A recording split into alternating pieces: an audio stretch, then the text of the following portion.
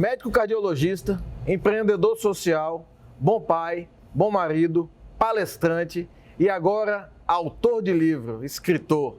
Hoje eu converso com Fabiano Barcelos, autor de Coragem para Vencer. Valeu, Fabiano! Obrigado, fui eu. Obrigado, viu, meu irmão? Imagina. Vamos lá?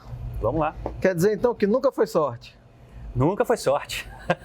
Acho que a sorte acompanha muito quem está destemido a dar certo, né? O cara que entra em movimento para poder fazer acontecer. Então, a sorte ela bate na porta dessas pessoas em movimento, sem dúvida. Você fala muito em sonho no livro, né? Existe a possibilidade de nós determinarmos o tamanho dos nossos sonhos? Sim. Eu gosto daquilo, você começa a aprender a sonhar e bota num papel o teu sonho, por menor que seja o seu sonho, e corre atrás para realizá-lo. E quando você tira um sonho do papel, coloca outro, um pouco maior. E aí você luta para realizar, e você tira e bota outro. E cada vez mais, e cada vez mais. Até você perceber que seus sonhos estão muito maiores do que aquelas pessoas que ou se acovardaram para poder não correr atrás dos seus sonhos, ou porque não acreditaram que era possível. Então, tira um, coloca outro. Então você fala, nunca vou conseguir conquistar todos os meus sonhos? Nunca. Sempre você vai estar colocando coisas a mais. Na medicina eu aprendi, se você não tem objetivo, você morreu, né? A vida tem que sempre galgar objetivos, sem dúvida. Qual é o tamanho do seu sonho? Ilimitado. Vou falar para você que meu sonho é voar, meu sonho é conhecer a Lua, ilimitado. Era um exemplo, era ir para uma final de Copa do Mundo, aí eu tirei, fui para uma final de Copa do Mundo, aí eu tirei a final da Copa do Mundo, botei ir para uma final de Copa do Mundo com o Brasil. E aí eu vou tirar, ir para uma... Começar a criar coisas, viajar, conhecer lugares, poder ajudar um bom número de pessoas. Hoje meu sonho já não está baseado em quanto eu vou ganhar, ele está baseado em quanto eu vou poder doar, né, para instituições que eu gosto muito. Então cada vez maiores, cada vez mais eu consigo ver que eu tiro uma barra, coloco outra, então são ilimitados, graças a Deus. Mas precisam ser atingíveis, né, para não desmotivar. Meta tem que ter plano de ação. Senão virar literalmente como é que eu vou fazer aquilo, né? Eu quero ganhar $1 milhão por mês. Como? Não tenho ideia, eu tô torcendo para ganhar na Mega Sena. Então você tem que ter um plano de ação, o que você vai fazer, da perspectiva de, né? Quanto tempo, meta tem que ter data. Então, sem dúvida, tem que ter um plano de ação, um planejamento para você poder ter uma perspectiva melhor. Na construção dos nossos planos e dos nossos sonhos, tem gente que não agrega, não ajuda e que nem sempre dá para se livrar, né? Dá para tirar do processo. Como é que a gente pode fazer para não atrapalhar os planos ou os sonhos? Se essa pessoa ela não estiver na tua casa, muitas vezes pode estar, mãe, esposa, filho, filha, não que te atrapalhe, mas que te segura um pouco em relação a isso, mudar de ambiente. Acho que o primeiro passo é mudar de ambiente. Quando eu comecei dentro da medicina, eram pessoas que não me apoiavam a fazer o mundo empreendedor. Então, eu não briguei com ninguém dentro da medicina, mas eu simplesmente mudei de ambiente. Comecei a conviver com pessoas fora daquele ambiente. Sem brigar com ninguém, simplesmente você vai diminuindo o tempo ali e começa a aumentar o teu tempo fora daquele ambiente. Se tiver na tua casa, passar menos tempo em casa. Conversar, negociar e passar menos tempo em casa. Porque uma coisa é certa dentro do mundo empreendedor. Quando você traz resultado, ninguém duvida mais de você. Isso é fato. É a diferença entre o doido e o sucesso, né? Sem dúvida nenhuma. Começa como doido e termina como visionário. É isso aí, verdade. Como dizia o outro, Noé era considerado doido até chover, né? Exatamente, exatamente. É difícil para algumas pessoas, para ser sincero, até para a maioria das pessoas, traçar planos, metas e objetivos quando a vida maltratou, quando a vida foi muito dura e quando você não está bem de autoestima ou financeiramente. Tem alguma dica? Tem uma frase que eu li, não vou me recordar o nome agora, mas falando que uma das melhores coisas que pode acontecer com o ser humano é o fundo do poço. E o fundo do poço ele não precisa ser financeiro. Ele pode ser intelectual, ele pode ser espiritual, social ou financeiro. E quando você chega ao fundo do poço, você percebe, daqui eu não caio mais. E uma grande verdade do brasileiro é que o brasileiro tem mais medo de perder do que de ganhar.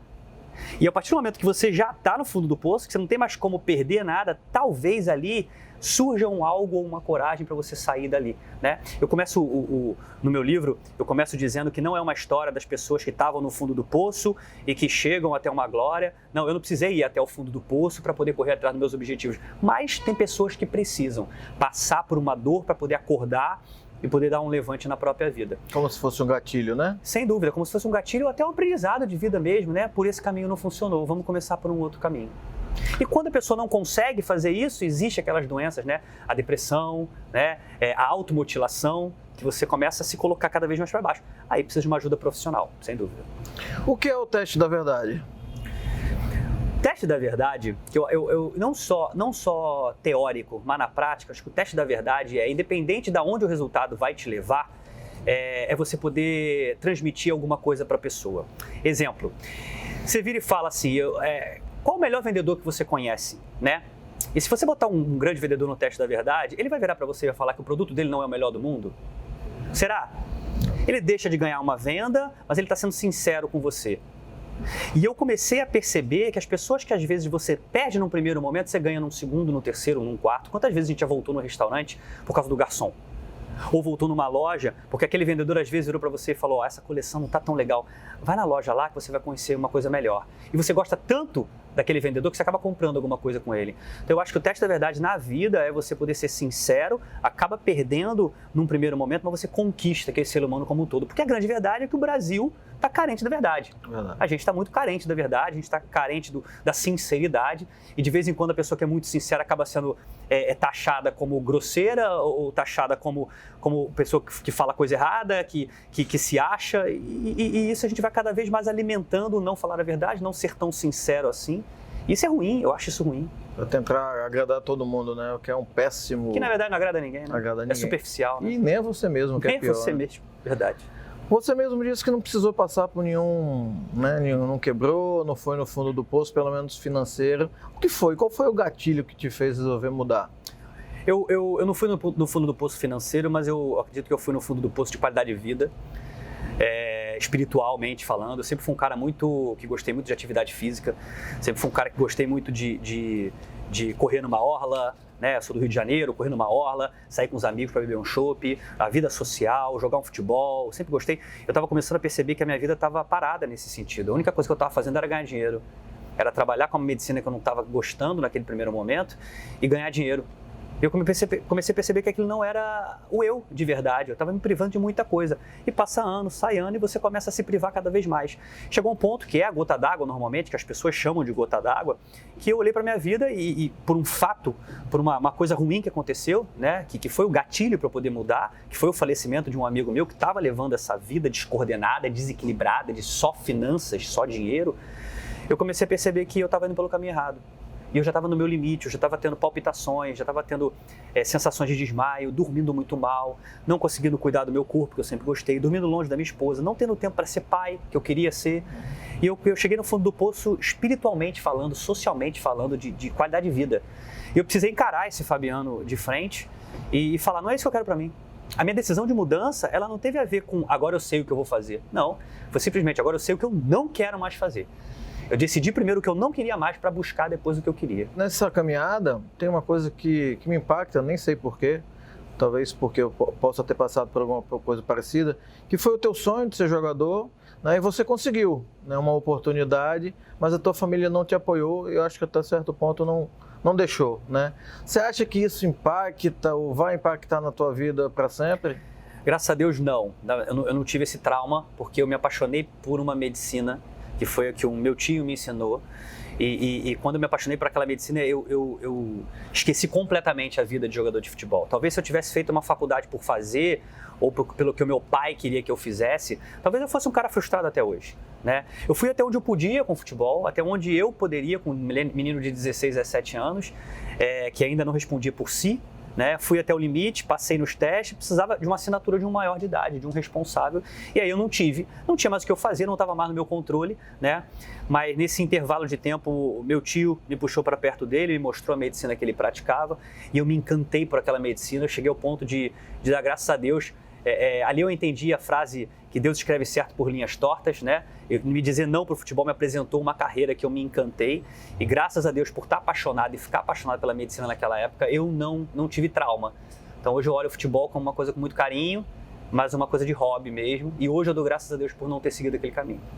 Quais são as diferenças mais marcantes da medicina que teu tio praticava da medicina que você conheceu? Nossa, todas. Eu acho que não tem nenhuma semelhança. Acho que a única semelhança é o número de anos de faculdade.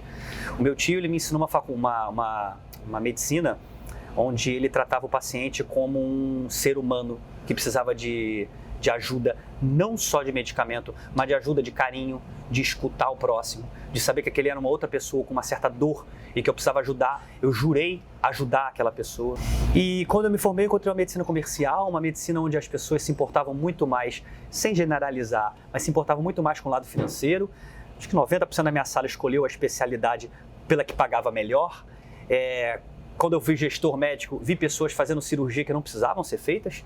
As pessoas começavam a olhar muito para o cifrão, sabe? Sem olhar para o ser humano.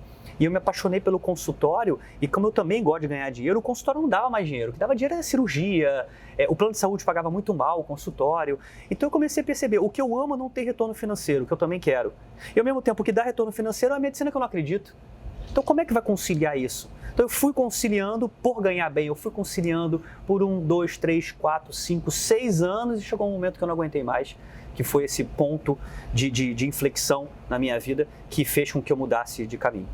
Massa, você acha que isso impacta na vida de quantas pessoas ao teu redor? Nossa, hoje, depois da minha decisão, hoje mais de 60 mil pessoas hoje. Diretamente. Diretamente e indiretamente, que eu não conheço todo mundo, mas a rede que a gente criou hoje no mundo empreendedor é diretamente, indiretamente, familiares, meus irmãos hoje trabalham comigo. Eu consegui, hoje com o livro eu não sei quantas pessoas a gente está atingindo, mas direto e indiretamente, nossa, muita gente. Eu sou muito grato por isso. Hoje é minha missão de vida, na verdade, né? E com certeza a Enzo agradece. Né? Muito. A figura. Daqui a pouquinho a gente volta com o Fabiano Barcelos.